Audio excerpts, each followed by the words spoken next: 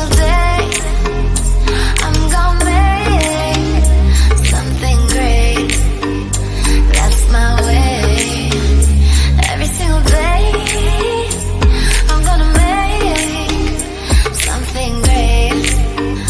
That's my way. Hey there, thank you so much for joining me. Cerise here. Oh guys, I gotta tell you, here's some news for you. I told you I'd keep you updated, but we didn't really have any news on the quarantine until really Friday, when the president asked for a 25-day extension. Now, today we got the news that they will figure out what they're going to do by tomorrow, Tuesday. Already, we have had the quarantine extended. The first time the president, Medina, asked for 25-day extension, and he was not granted it. He was granted a 15-day extension. During those 15 days, we have noticed numbers in death go down.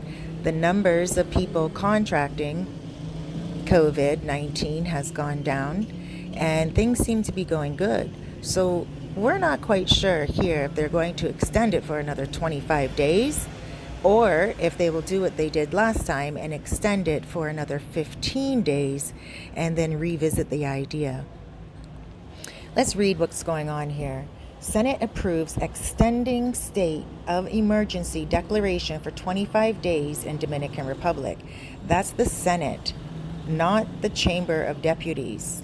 In the event that the Chamber of Deputies, which will hear the draft resolution on Tuesday, favorably sanctions the resolution, the declaration of emergency would be extended until May 25th.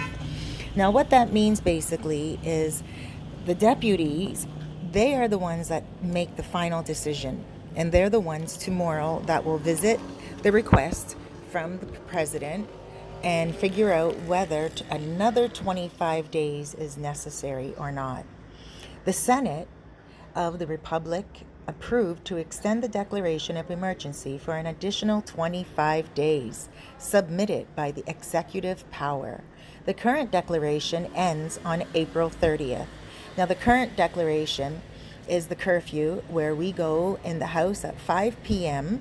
in the evening until 6 a.m. in the morning, every day, 7 days a week, and the only things that are open are restaurants for delivery and pickup, and also gas stations, banks, and shopping stores for groceries only. Okay, 25 of the 32 senators who make up the legislative body were present at the session. The new expansion would be contemplated from May 1st to May 25th of that same month. The initiative was approved with 23 favorable votes. In today's session, Senator R. Rafael Calderon observed that the state has been firm, responsible, and inclusive in the work carried out to confront COVID-19.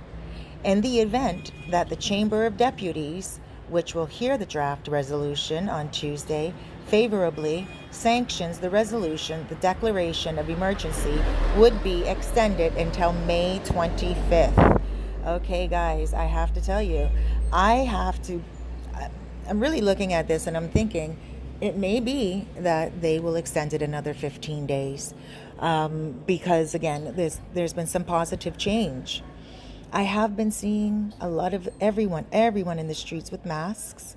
Everyone has a wonderful mask. They're stylish, they're great, they're taking it very seriously. There was one silent, peaceful kind of protest, but not protest, yesterday in Puerto Plata. There's a prophet who believes that he can heal the COVID-19 in 2 days if given the chance. And he walked from Santo Domingo, the capital of the Dominican Republic, and yesterday he was in Puerto Plata. There were seas of people walking into the sea and walking in the streets, and there's a parade. If you look it up online, you will be able to see prophet for COVID-19 in the Dominican Republic. Hundreds of people were in Puerto Plata.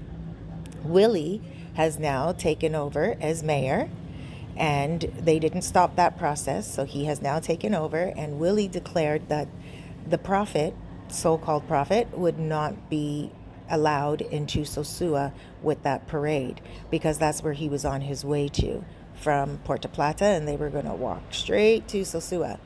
But now they have to take an alternative route because Willie's not having it. Willie's like, no, it's not going to happen in Sosua. You know, you could have your peaceful protests. You could be all the prophets you want to be. But right now we need to remain in quarantine. So this doesn't have to go on any longer. You can't just break quarantine, because then you're breaking the law. You get what we're saying? So is it going to be another 25 days? I really have no idea. I want it to be now. I'm sure we all do, but we also have to keep safe. I watched a very interesting program on some doctors that were stating that, there are a lot more people dying from the disease who were already sick. They said healthy people are not dying as quickly. I don't know how true that is, because I've had a lot of you guys contact me from New York. Shouts out New York. I heard you guys are getting better. Keep up the good work. But I heard that there was a police officer that passed on. And I would only assume that the police officer would be healthy, general checkups once a year. And maybe I'm only assuming. I know there's a lot of unhealthy police officers out there that can't even run the beat. So who's to say? But I would say please stay safe, wear your mask, keep your distance for now, and try not to go too stir crazy in the house. I have a lot of you contacting me about my soul coaching courses, and I will be offering that in the next 2 weeks. And also, I'm going to be offering some more inspirational videos, as well as my story time in Sosua. And I will make sure that I'm going to keep all you guys busy with my videos, and I'll keep myself busy too, making them. Guys, I love you so much, and I thank you so much for all your support. I thank you so much for keeping me in your prayers as I'm keeping you in mine. And I just want to say that as long as we all stay safe, stay within the rules for now, then nothing will get too crazy. It could be that they're waiting for people to get crazy in the streets so they can do something different. But let's just hope that there's not another round of this or another bout of this. There was a message that the President of the United States was talking about, and he said that everything has to be careful because there might be another round of this in the fall, like around November. So that sounded a little suspicious to me, and it made me think, oh my gosh, no, like just leave everyone alone. I know that everything is, up in the air right now.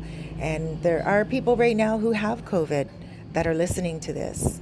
And you're like really sick and coughing, and it's probably the worst flu you ever had, and it is highly contagious.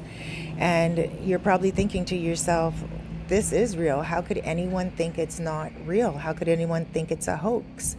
So blessings to you for your time of sickness and people not believing that you're actually sick. So blessings to you, and may you heal and be so much more healthier after this is done. Remember, fruits and vegetables, zinc, and try to eat as healthy as you can. Try to get some exercise in. Try to sweat out that flu as much as you can, and just really do a lot of meditation and a lot of closeness to your Creator. Okay, guys, I just want to let you know that everything seems to be going good here.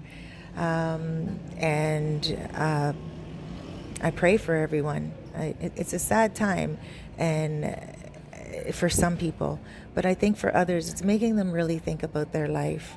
It's making them think about how they can better themselves mentally, physically, and spiritually. There are a lot of people right now out of work, a lot of people laid off. Times are uncertain for them. They really don't know how they're going to recuperate financially. And so it's causing them stress mentally. And spiritually, it's hard for them to have faith. If you're one of these people, please know that you're in my prayers. I'm sending positive energy to you right now.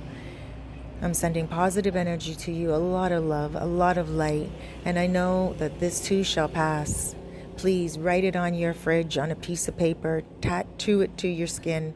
This too shall pass. There is a higher power above us, and the higher power is in command. The power is in power. All we have to do is sit and wait for now. This too shall pass. Okay, guys, please keep your head up, keep your eyes open, keep your legs straight, walk in the direction of faith, not fear. Be loving, be kind, and also keep it real.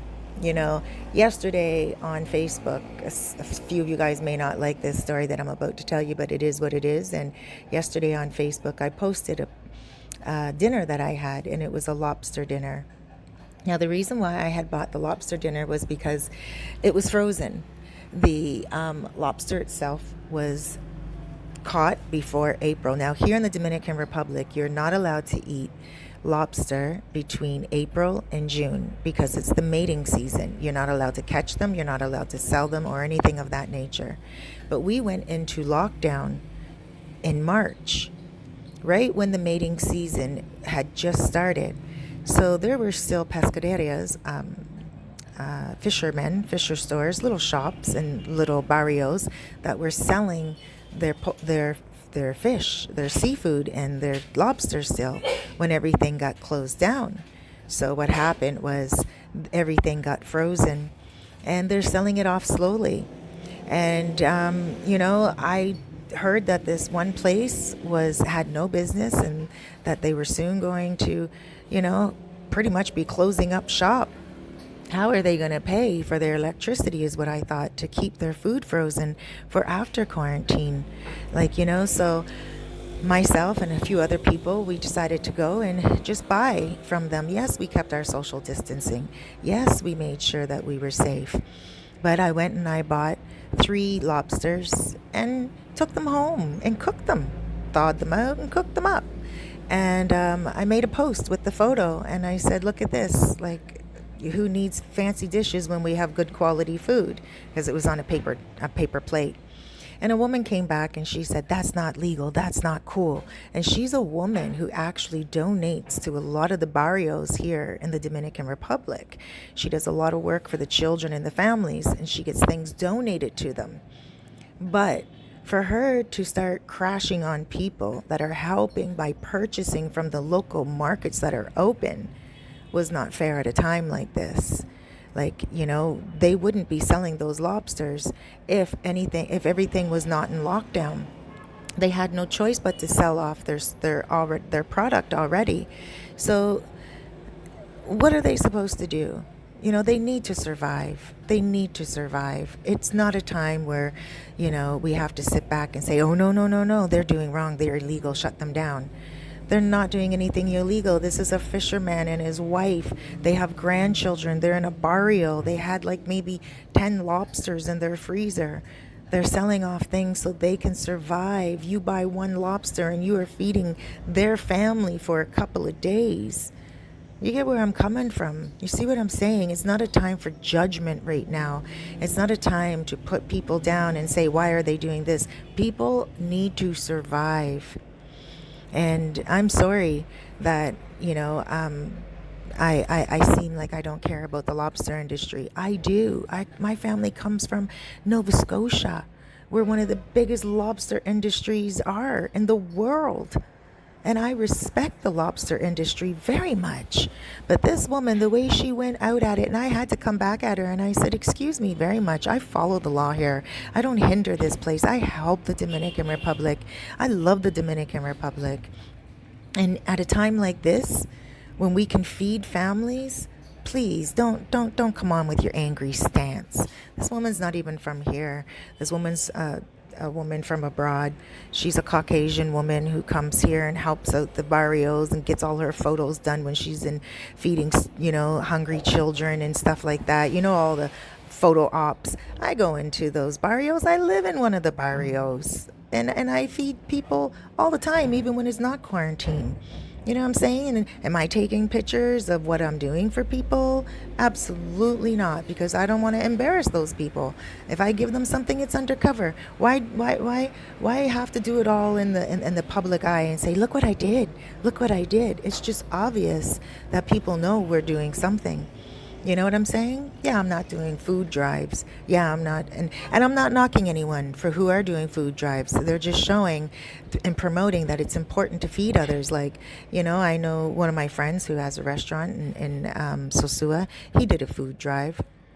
And I have seen photos of other people doing food drives, and they're putting it all up on Instagram, and they're sending the videos around on Facebook. And I think that's great, because they're showing how to get things done, and that, other people can do it. They're setting a precedent, and precedents. So that's important. I'm not knocking them, but I'm saying one woman that goes into one barrio and feeds one family and wants to get tens and tons of photos just to prove that she's helping, and then during quarantine doesn't help at all and just locks herself off from everyone, and then has the nerve to trash other people who are doing their best to help provide for one family even. No, I had to let her know on my post, and then I blocked her as well. I'm like, this woman is not a supporter of people. This woman is just out for herself, trying to look for accolades, helping hungry children. What about the hungry mothers that have to feed the hungry children? Like, enough is enough. Anyway, I had to let her know, and that really bothered me, because at a time like this, we have to remember that people are hungry, and some people in barrios cannot make it to the main city to get the food that the government is providing. Also, some of those people are not eligible for the payment that the government is providing. The Dominican government is providing money, like a top-up for families who can prove that they worked from a certain year to a certain year. That means they have to show taxes. That means they have to provide information of where they worked and when. A lot of people here can't do that. A lot of people here work under the table. A lot of the people here are handymen. They're functionaries. They're humble laborers, or they own their own business. Okay, so they're not eligible for that. None of my friends that live in Cabarete, Callejon de Loma, de la Loma, I think it is, they're not eligible for it at all. None of them are. And I know a lot of people in that area, in that barrio, and none of them are eligible for it. And so how are they supposed to survive? They have to sell off their goods. They have to provide services. They have to provide products somehow, some way. And, so they're doing their best to get things done. By 5 o'clock at night, that's when the people who are working in the grocery stores and in the gas stations, and also providing services in the banks and everything of that nature, those people get off work at 4 o'clock. They have to be home within an hour. That means everything that they need to get done needs to be done within 1 hour, including getting in the house. Otherwise, they're arrested. So it's a very difficult process right now for a lot of people to get used to, who are accustomed to living hand to mouth day by day. And here's this woman on my Facebook post living a privileged life, putting down people who are selling products in their own country because they have to survive. We went in lockdown in March. It is April right now. They didn't go and catch the lobster yesterday and then all of a sudden try to sell it today. No. So, it's important to recognize that. So guys, I'm going to have to go now because I'm about to get a bunch of things done. But thank you so much for joining me. And also, I'll let you know tomorrow about the extension of the quarantine. Thank you so much. Sorry to cut this video short, but my breakfast has arrived.